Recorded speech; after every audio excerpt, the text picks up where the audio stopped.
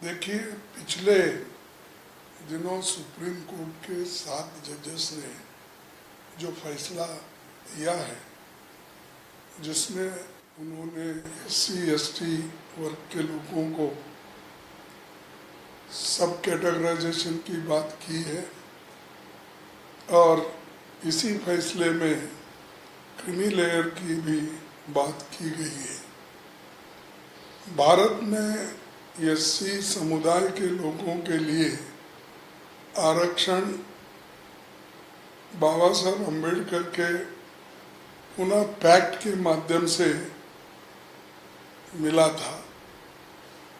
बाद में पंडित जवाहरलाल नेहरू जी, महात्मा गांधी जी, इन्होंने वो जो रिजर्वेशन पॉलिसी है कि जिसको पुनः पैक्ट में मान्यता दी थी, वो कंटिन्यू किया गया। तरीके अलग अलग होंगे लेकिन उसको कंटिन्यू किया गया और हमारे भूतपूर्व प्रधानमंत्री हमारे जवाहरलाल नेहरू जी और महात्मा गांधी जी, देश के राष्ट्रपिता, इन्होंने जो तय किया वो उसी ढंग से लोगों को एक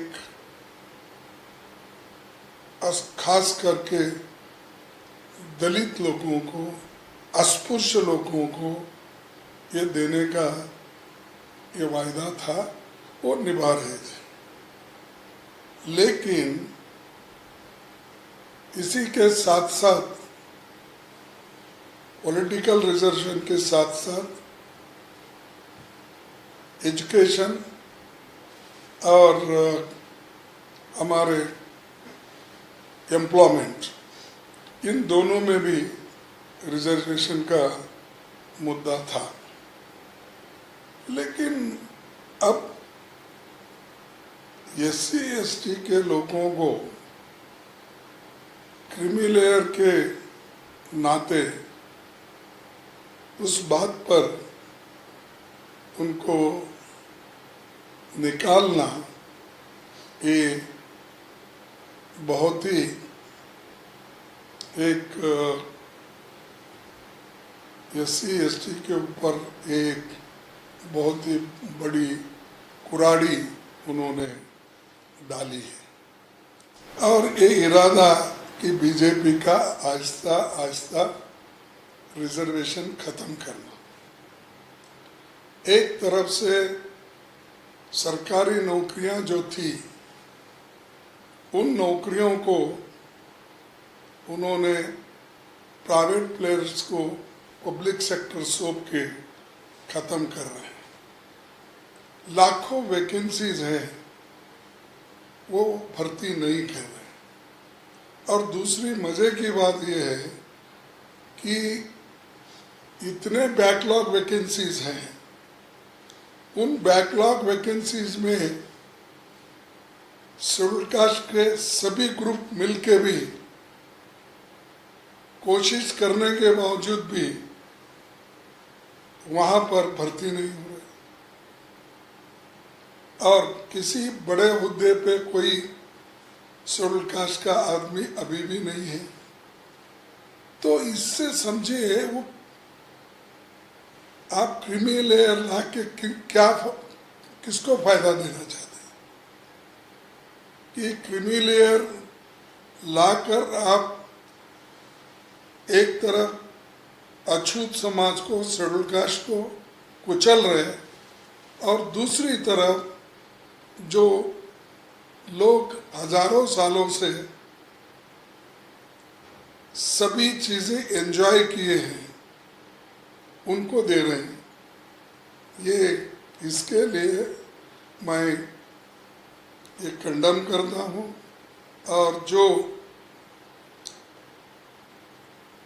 ये जो अपना क्रीमी लेयर का मुद्दा उठाए हैं, ये दुर्दैवी की बात है कि क्रीमी लेयर का जो मुद्दा 7 जजेसों ने उठाया है, ये बहुत ही इसमें वो गंभीरता से शेड्यूल कास्ट के बारे में नहीं सोचे, ये मैं खुलकर कह सकता हूँ। और दूसरी तरफ जब तक इस देश में अनटचेबिलिटी है, अस्पृश्यता है, तब तक ये रिजर्वेशन रहना चाहिए और रहेगा, उसके लिए हम लड़ेंगे।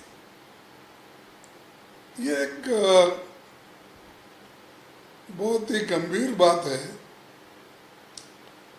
कि ये सरकार क्यों नहीं समझी और अदालत का फैसला भी मुझे बड़ा अचंभा दिखा। जो लोग रियल लाइफ में आज भी अनटचेबिलिटी फेस कर रहे हैं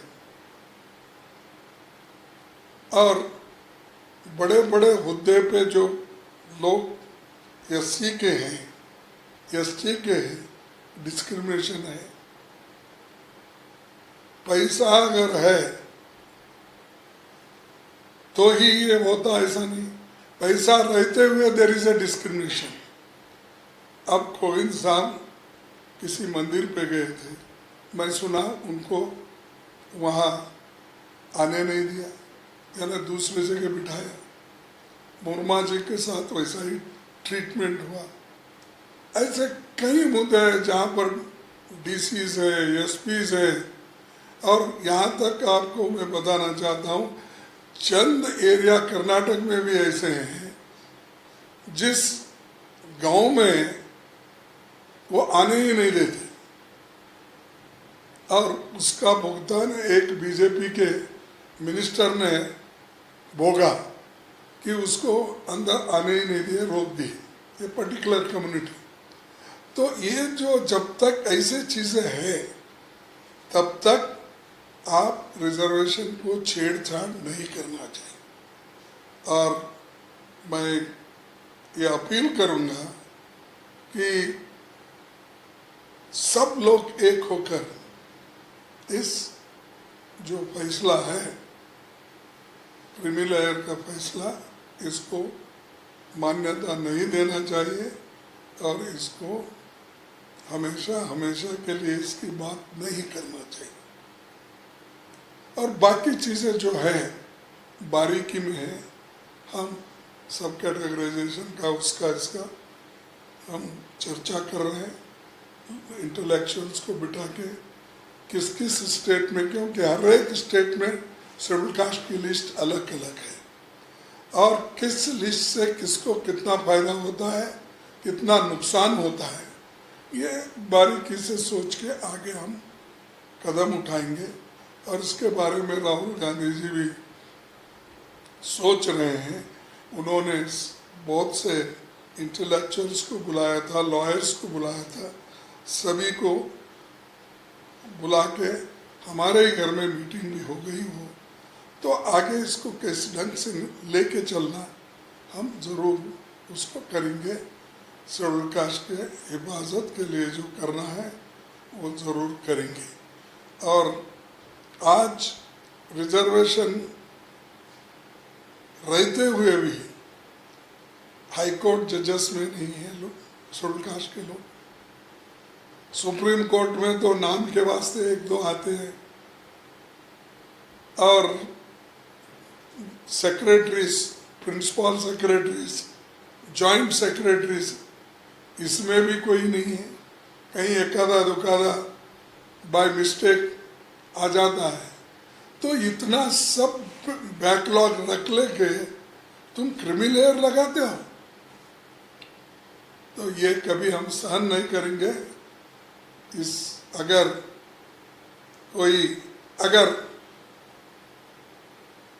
मैं आज पढ़ा प्राइम मिनिस्टर ने कुछ बोला है कि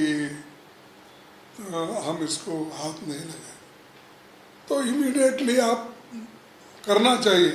क्रीमी लेयर इसको लागू नहीं होगा तो पार्लियामेंट में ही लाना चाहिए था। पार्लियामेंट में ला के उस सुप्रीम कोर्ट को, जजमेंट को नकार देना था।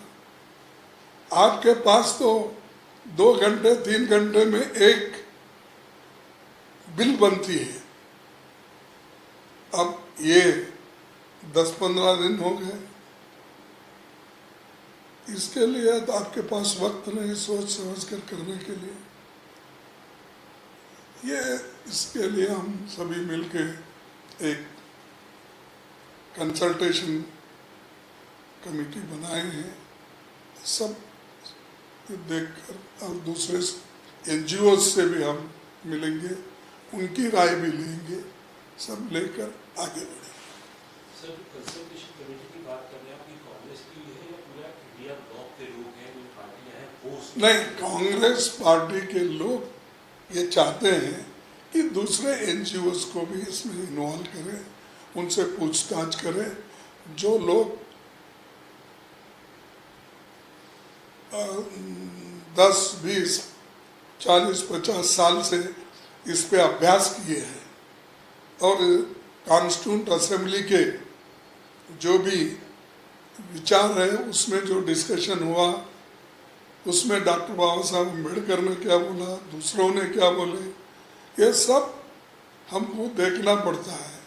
इसके लिए ये कांग्रेस पार्टी सबकी राय लेके आगे बढ़ेगी।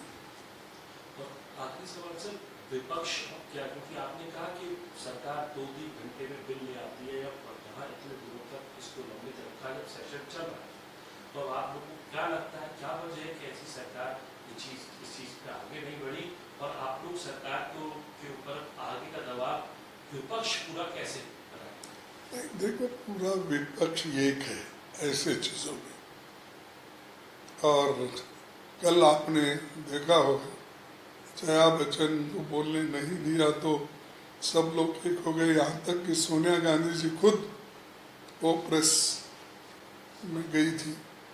तो ये जो चीज़ें हैं नेशनल लेवल पे और देश के हित में और समाज के हित में हमको एक होके करना है, हम करेंगे।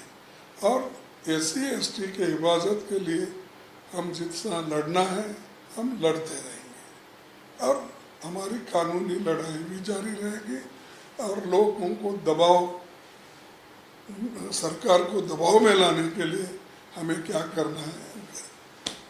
Thank you.